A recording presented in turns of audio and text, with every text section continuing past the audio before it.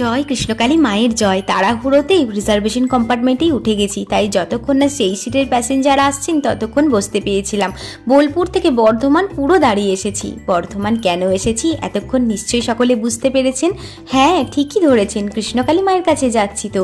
গোটা এপ্রিল মাস আসতে পারিনি, তাই মে মাসের প্রথমেই যতই রোদ হোক, যতই গরম আর যতই বাধা আসুক, যেতে আজ হবেই, এই মনোভাব নিয়েই বাড়ি থেকে বেরিয়ে পড়েছি। সকাল এখন 8:30 মতো বাজে, তাতেই উঠে গেছে বাঘের মতো রোদ। আর কি লম্বা লাইন! একে তো রবিবার, কিন্তু বিশ্বাসই হচ্ছে না যে এত লম্বা লাইন পড়বে। হলুদ ফ্ল্যাগটার নিচেই সকল ভক্তের পাশাপাশি আমরাও বসে গেছি। ওআরএস ছাড়া সারাদিন কিচ্ছু খাওয়া হয়নি। 3:45 সময় মায়ের মন্দিরে আসতে সুযোগ পেলাম। সারা দিনের দুঃখ, যন্ত্রণা, ক্লান্তি, মঙ্গলা মায়ের এই সুন্দর হাসি মুখটা দেখেই নিমেষে সব কিছু উধাও হয়ে গেল। সারা দিনের বাধার মধ্যে এই কয়েকটা মুহূর্ত যেন সত্যি খুব আনন্দের ছিল। আজ ভিডিও এই পর্যন্তই। জয় কৃষ্ণকালী মায়ের জয়।